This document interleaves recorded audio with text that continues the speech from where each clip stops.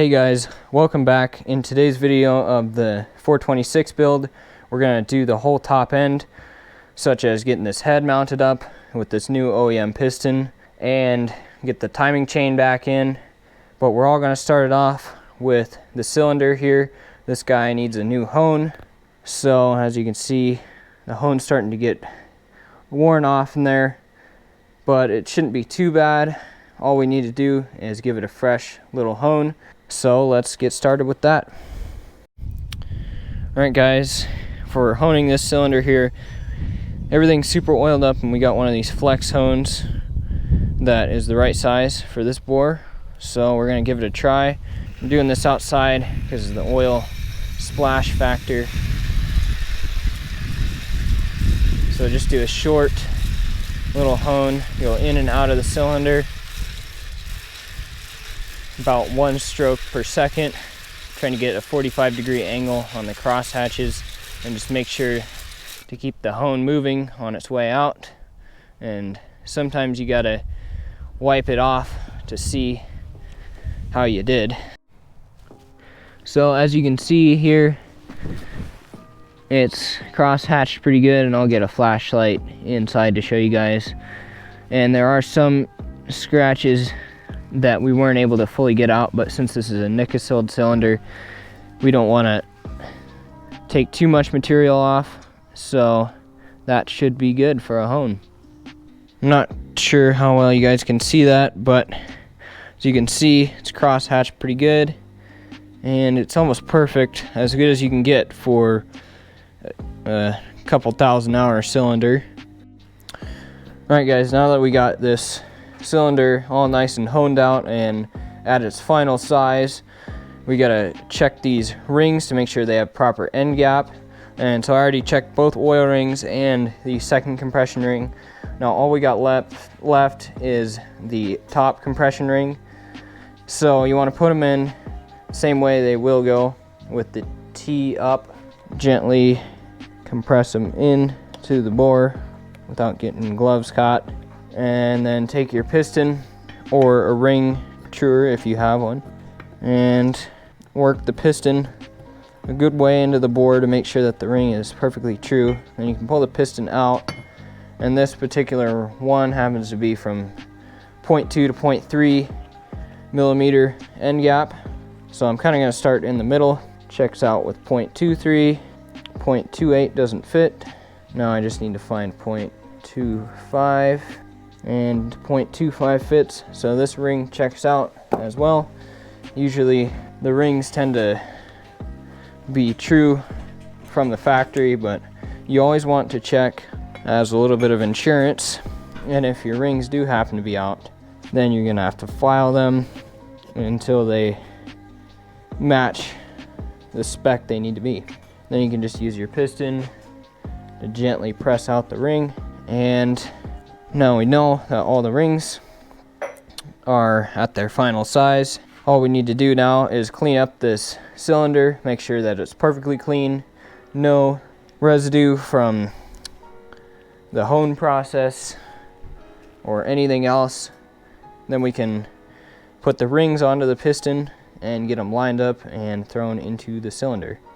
Alright guys, now that we got all these rings checked, we got to get this piston ready to be installed. So the first thing I'm going to do is figure out which way I'm going to install it. So I got the motor up here, as you can see, and we can see the exhaust side with the arrow. So I'm going to be putting it on like this, and I'm not going to be twisting the engine around to do any of this as it sits. So I'm going to be pushing the rod in this way. So I'm probably going to put the first clip here. So you can put this one clip in, so when you put the wrist pin in, you can bottom it out. So I'm gonna put some oil in this side here and the other side as well, just to start. Exhaust this way, you need to do this side. So grab the clip and you can get it in there, and you gotta get it to where it pops in. So it looks like I'm gonna need to get the wrist pin out to get that thing to pop in. So here's the wrist pin. I'm gonna put it in through this side and get that clip to lock in to its spot. Make sure it looks like it's in on all sides, and it did expand. So now I gotta get these rings on.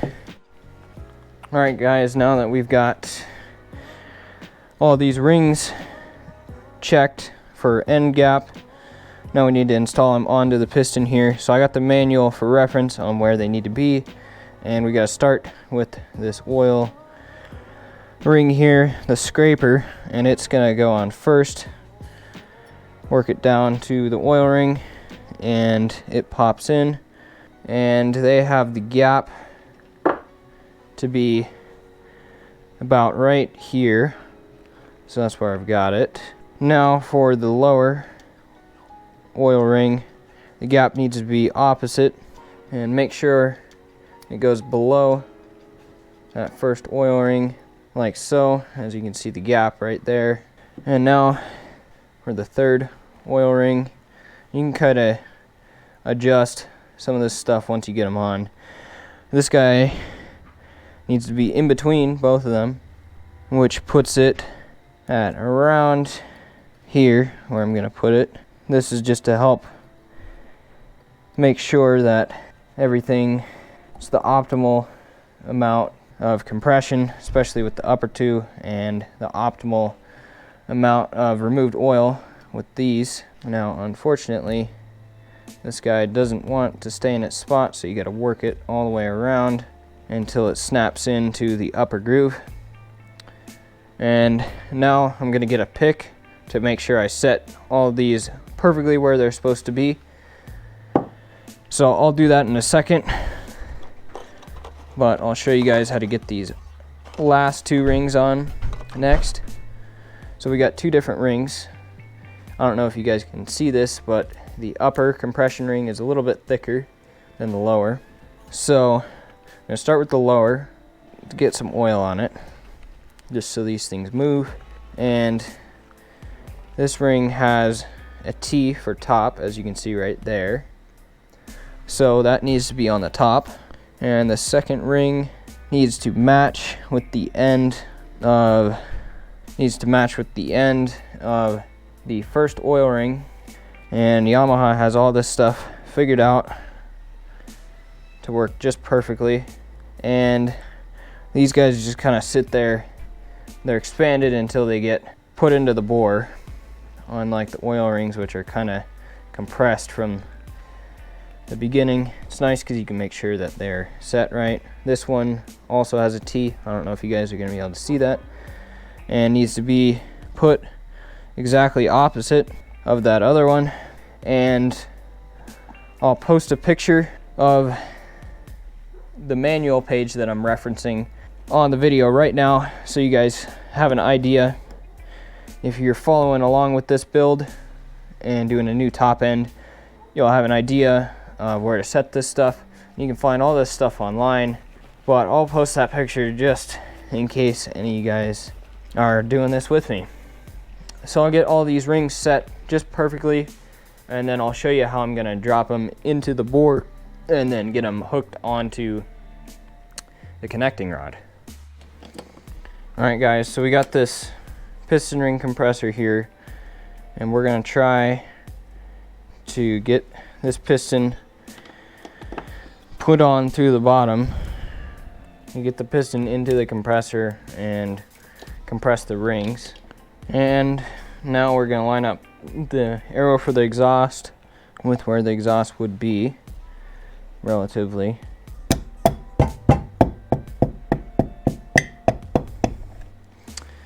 All right, that looks like it worked out that time. So now what we're gonna have to do is carefully get this piston out to where we'd be able to get the wrist pin in, and then hopefully we'll be able to do that. But before we get the cylinder on and the piston, we need to get the timing chain in. We need to get the rags out of where the piston's gonna go and get the timing chain guide on. So let's do that right now. All right guys, we got the cam chain here, which needs to be installed before it's guide. And so I can tell this is the outside because it's got green on it from last time we did the valve job. So this needs to go in, doesn't matter what orientation, and it just goes on pretty simply like so, and you can get it hung off to the side. Now we've got the guide here, and it's gonna go in like so. You gotta kind of wiggle it past, and just like that, get it into the cam chain. This is what prevents you from being able to take the cam chain off without taking this off. So it's gonna hang just like that. And I need to find my Loctite, and then we can get those on. So we got these 2 bolts here, some red Loctite on them, and I'm gonna torque them to 7.2 foot-pounds, just like everything else in this engine. And I'm not gonna get the electrical in until I get the top end finished, just so I can make sure that the timing chain stays on and looks set once I get the top end going. So that's it for this side. I'll get this engine stand flipped around again and ready, and then we can throw on that cylinder with the piston. All right guys, so now that we got that stuff on, we got a couple more things to do here. We've got a dowel pin for the coolant, and I'm gonna put a little bit of grease on it so it seals up good, because it's got an O-ring, and it's good practice to put stuff on the O-rings. So you can just kind of seat it in like that, and gasket. So it looks like it's gonna need to be something like this. Get it through the timing chain and lift up the rod and let it set down like so. And now all we gotta do is get some oil. I'm gonna try and focus some into the rod here just to make sure that it's got plenty. I'll leave some there and give it a little bit, not too much because the drain bolt isn't in, just a little bit. It'll probably drip.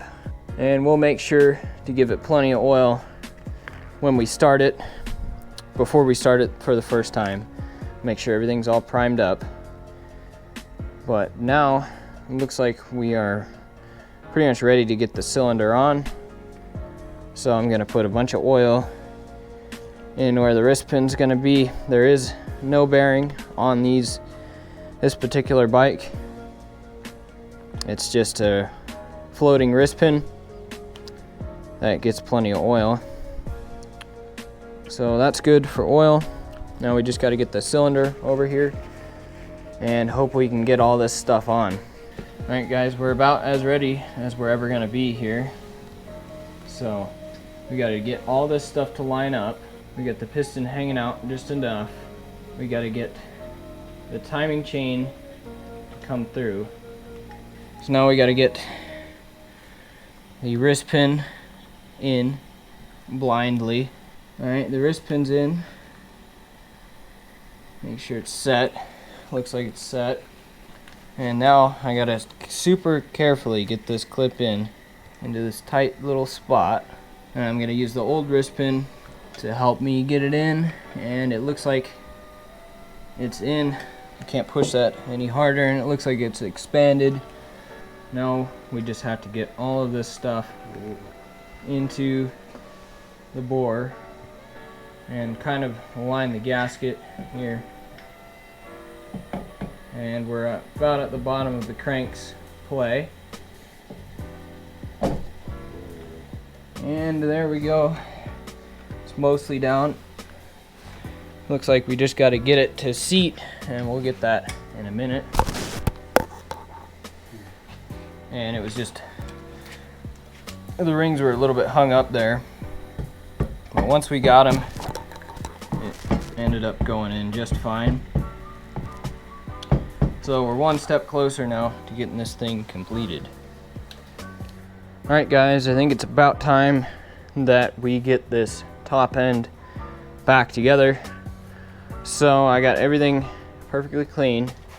I'm gonna hold the cam chain up, and we got the other slider which hooks into a little notch right here like so, and it notches into the bottom and holds that timing chain perfectly. And we got our head, which I fully rebuilt, and I'll link the video to the rebuild up on the screen for you right now. So we got our head gasket here. I didn't get the OEM one because it was overpriced, and I've had good luck with the rebuild kits. They seem to work just fine. It's just the rest of the gaskets that come in the rebuild kits don't work. So I'm just using the head gasket here. I'm just gonna leave it right there.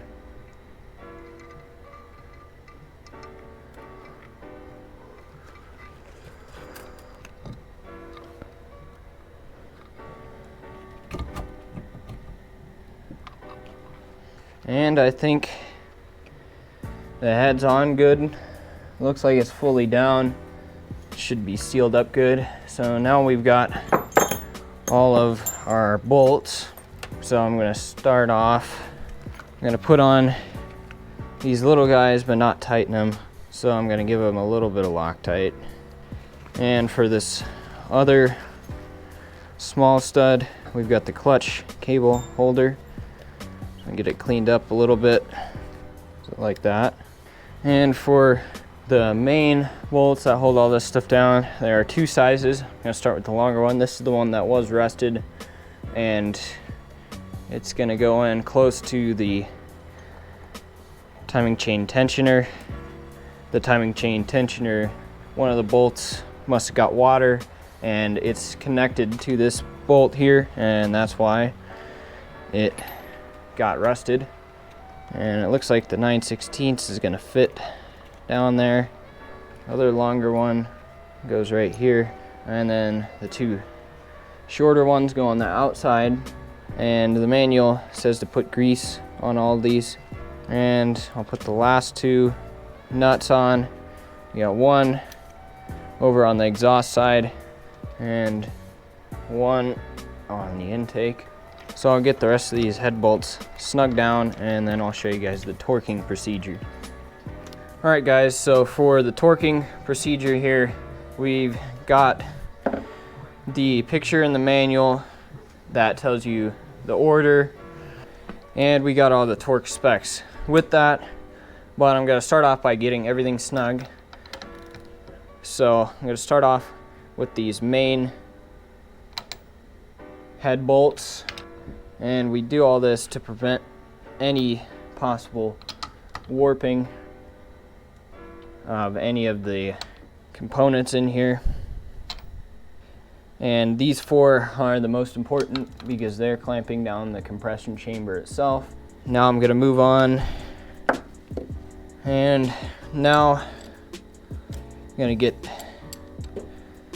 the 12mm nuts snug as well, and the 10s, and this little 8 down here that keeps the cylinder sealed. So now for the main compression dome, I'm gonna take it up to 16 foot-pounds and 4. Now I'm gonna go back to 1 just to make sure that they didn't change. Once you get the other ones clamped down, it can change them. So that is all of those. Now I'm gonna try my best. I'm gonna try my best to tighten these guys to about 7 with the wrench. It's probably gonna be about there. And the rest to about 5. And now we're up to full 32 on the compression chamber bolts. Now back to 1. And I'm gonna check them all one more time just to make sure they don't move. All right guys, there's pretty much nothing left here except to throw these cams in and finish up flywheel and stator. So I'm gonna put a ton of assembly lube on this stuff because even if we prime it up, this is gonna be the last place on the motor to receive oil. And this assembly lube can buy you a couple seconds. especially this exhaust cam. It's even further away from the oil. And I could fill up these little holes right here that bridges the gap between the exhaust and the intake and gets the exhaust cam oil. But when we prime it, I want to make sure that oil gets here before we start it. So I'm going to leave that how it is right now. So we got the exhaust cam right here. I'm going to put some assembly lube into this bearing too, even though it should be fine, and on the cam itself. And for the moment, I'm going to set it right there. I'm going to unhook my timing chain, and now the hardest part is going to be getting this thing timed properly. So I'm kind of going to wing it, and I'll take a picture for you guys of the marks. It's hard to see on that hot cam, but for this intake cam, you can see there are 3 marks. So you can see there's a mark close to the E, a mark at the top, and one close to the I. So it's exhaust and intake, and the one at the top goes to the top. So you pretty much get this thing level like this, and line up the mark at the I with the edge of the head, and the top lines up, and the other mark also will end up at the head. Let me give it some assembly lube. Now you guys should be able to see a little better. And the second cam is usually a little bit harder. What I kind of do is I install it, wiggle it down, and if I'm off, then adjust. And I think that right there is as close as I can get to being top dead center with the valves. I don't know if you guys can see that super well. I'll definitely take a picture of the marks being lined up, but to me that looks like it's right. So now I got to get these caps ready, and then I can install them. All right guys, I'm gonna start off with the exhaust cap here. Plenty of assembly lube on it, and I'll put a little bit in this groove. And we've got this locating clip which goes onto the bearing, and now we can get this cap on. You might have to pick up the cam a little bit to get the dowel pins to line up. Same thing for the intake. There's just more lobes to line up. Clip goes first. The assembly lube on the cap, and you can see this hole right here that delivers oil to the exhaust side. All right, so those are both in now, and I'm gonna put a little bit of Loctite on these bolts here, and having a nut driver helps because these things are long and there's a lot of them, and you want to tighten and torque them in the same pattern that you would do with the head bolts pretty much. And I'm gonna get them kind of hand tight with this little ratchet before I torque them. That one's torqued, and I'll check all these again. And one thing you want to make sure, once you get this torqued, just check to make sure everything's still nice and free, and then you're good to move on. Then we got to put the timing chain tensioner in, and then finish getting the flywheel and the electrical in, and then we can give this thing a spin over. Well guys, that's gonna do it for this video. It was getting a little long, so I'm gonna finish the motor in the next one. Anyways, enjoy the sneak peek of the 99 YZ426F, and I'll see you guys in the next one.